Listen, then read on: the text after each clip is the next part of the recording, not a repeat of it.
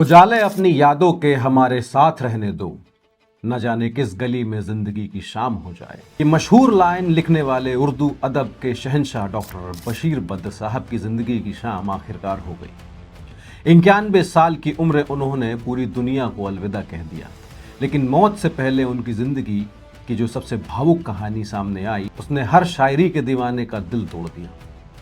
पिछले कुछ सालों से बशीर बद्र साहिब एक ऐसी बीमारी से जूझ रहे थे जिससे इंसान की याददाश्त चली जाती है।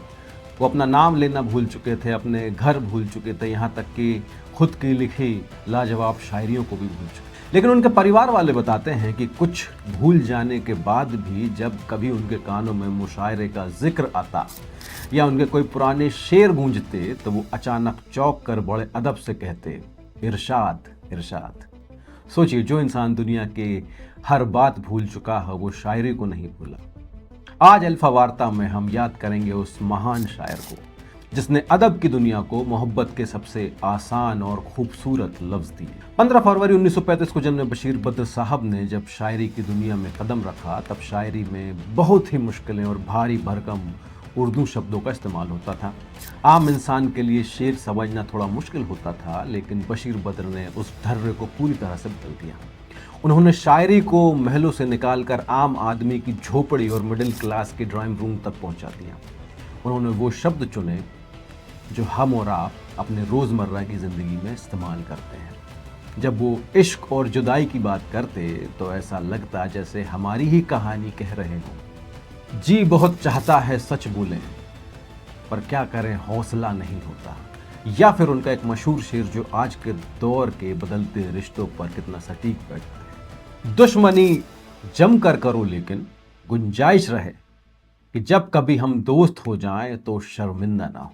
बशीर बद्र साहब अलीगढ़ मुस्लिम यूनिवर्सिटी के पढ़े थे और बाद में मेरठ के एक कॉलेज में प्रोफेसर हो गए। उनकी ज़िंदगी बड़ी हसीन कट रही थी, लेकिन सन 1887 में उनकी ज़िंदगी में एक ऐसा काला तूफान आया जिसने उनके भीतर एक खौफ पैदा कर दिया और उन्हें पूरा हिला दिया। मेरठ में भयानक दंगे भड़के।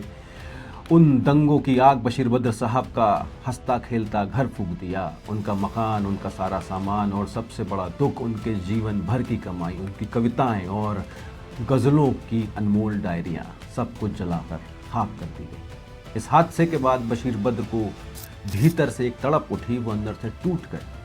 वो मेरठ छोड़कर भोपाल आ गए। लेकिन एक सच्चे फनकार की खूबी यही होती है यारो कि वो अपने दर्द को नफरत में नहीं बदलता, बल्कि उसे भी एक खूबसूरत कला बना देता है। अपने घर के जलने के दर्द और इंसानियत की बेबसी को उन्होंने इन अल्फाजों में पिरोया। लोग टूट जाते हैं घर बसाने में, तुम तरस नहीं खाते बस्तियां जलाने में। और उस तबाही के बाद जब वो भोपाल आए तो उन्होंने लिखा, 7 आसमानों से भी आगे जाना है, एक नया घर नए शहर में बसाना है। भारत सरकार ने उनकी इस बेमिसाल कला के लिए उन्हें पद्मश्री जैसे सम्मान से नवाजा। साहित्य अकादमी पुरस्कार भी उन्हें मिला। उन्होंने फिल्मों में भी कुछ बेहतरीन गीत लिखे हैं, लेकिन वक्त का पहिया घूमा और उम्र के आखिरी पड़ाव में उन्हें अल्जाइमर जैसी एक गंभीर बीमारी हो गई। धीरे धीरे उनके दिमाग की यादें धुंधली होने लगी। वो अपने चाहने वालों को भूल गए, यहाँ तक कि उनकी बीवी से पूछते थे कि तुम कौन।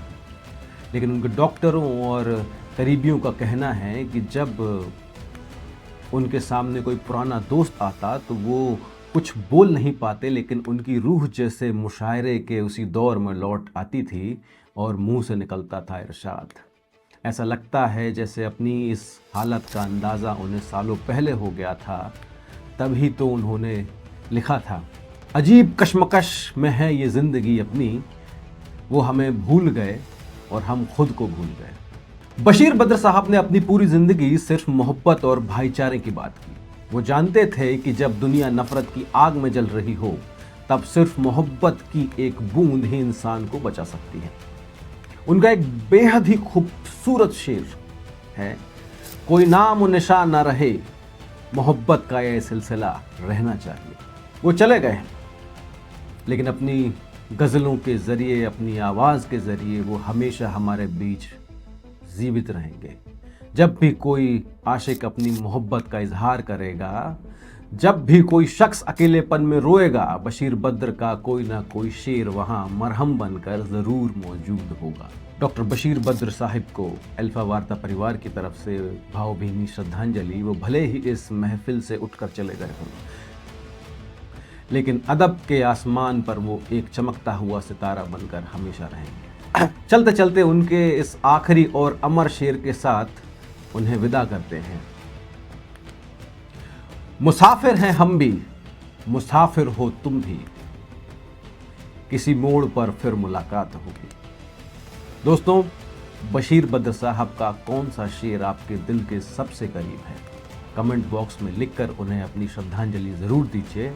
ऐसे ही कला, संस्कृति, देश दुनिया की गहरी खबरों को आसान भाषा में समझने के लिए अल्फा वार्ता को सब्सक्राइब करना बिल्कुल ना भूलें। जय हिंद।